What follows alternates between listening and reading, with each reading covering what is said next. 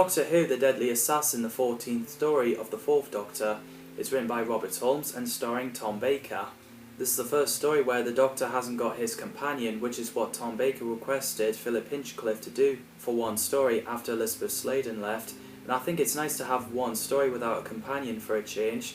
So the story was going to be called The Dangerous Assassin, but the dangerous got changed into deadly. As Robert Holmes said, it just felt right, which it is. He found the script difficult to write for the Doctor without his companion. We have the return of the Master, who last appeared in Frontier in Space in John Pertwee's era, played by Roger Delgado, who sadly died of car crash, so in this story he's played by Peter Pratt. We get a brilliant opening crawl with the Doctor's speech. After Sarah Jane Smith is dropped off, the Doctor sees a vision of President being assassinated, so he returns to Gallifrey. The guards suspect that the Type 40 is out of commission and informs Castellan Spandrel they wanted the Doctor to be arrested. While the Doctor wrote a note down, the guards went in. The Doctor stacked his jacket, scarf and hat with a note so he can distract the guards while he wanders outside. As the Doctor got captured, a guard is shot by the Master. The guard thinks it was the Doctor, so he ran back to the TARDIS and he gets teleported to the museum. While he watches, Runcible is broadcast in the news. The Master talks to a guy in a hood saying the Doctor is predictable with his actions. So at the Panopticon, the Doctor switches gown with the Time Lord. He praises Runcible for his work. When he realises camera crew isn't responding, the Doctor went in the gallery. As the President showed up, it looked like the Doctor shot him with a rifle.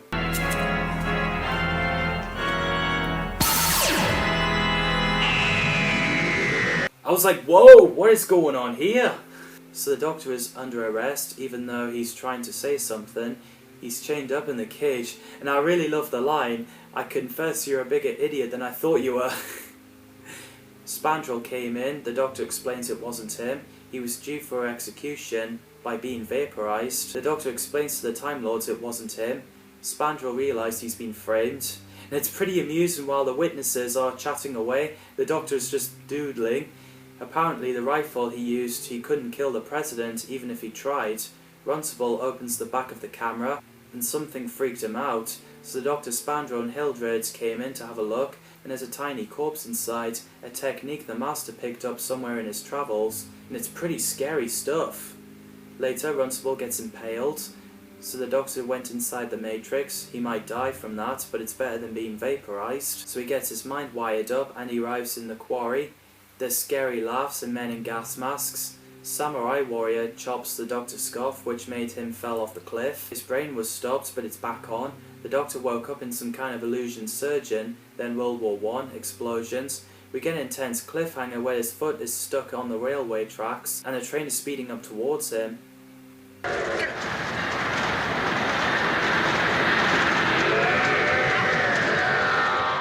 Tom Baker, as always, is brilliant as the Doctor. At least we got a good focus on him.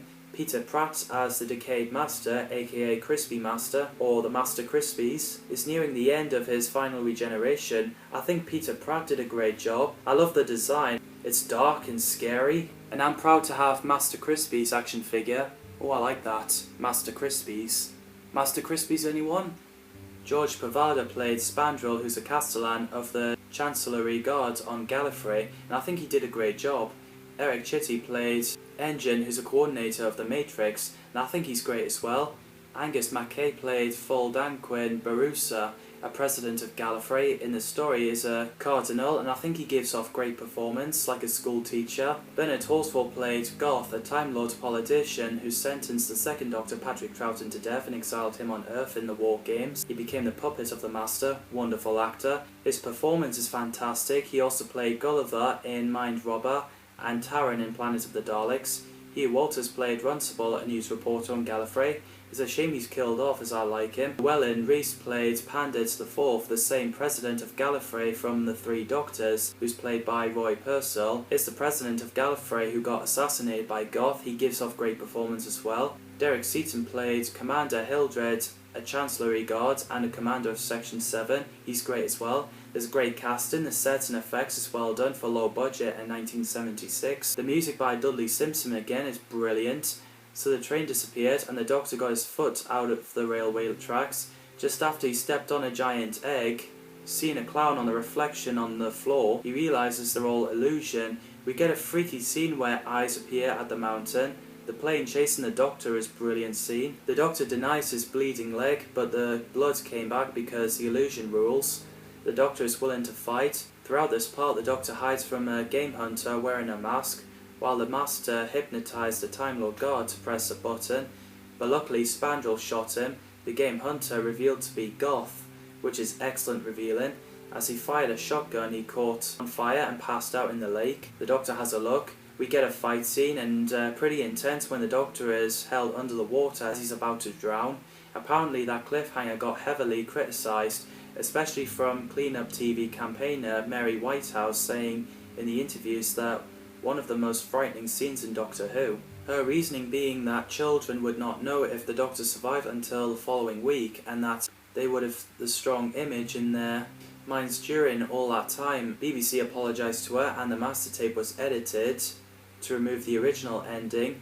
They used the edited version when the story was on repeat on BBC One. So Goth seemed like he's in pain. The Doctor knocked him out. The Master was disappointed in Goth as he failed. The Doctor got out the Matrix and told Spandrel and Engine what happened. As Barusa came in, he denies it. However, he believes that the Master arrived in Gallifrey to assassinate the President secretly. Before he could escape, Chancellor Goth tracked him down and killed him, but perished himself in the exchange of fire. The Master plays dead. He killed a guard. The Master plans to cause destruction in not just Gallifrey but 100 other worlds too. So in the Panopticon, as the Eye of Harmony is opening, the whole room is erupting, the Doctor goes inside, and I love the battle between the Doctor and the Master. Doctor! My congratulations! You're just in time for the end! You're insane! The Doctor managed to close it just after the Master fell into the crack.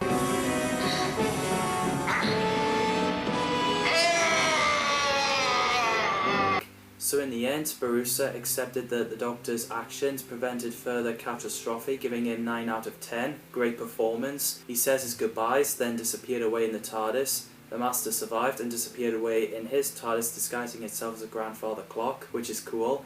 Spandrel gets the impression that the universe is not big enough for the Doctor and the Master, and we don't get to see the Master until the Keeper of Traken in Tom Baker's final season.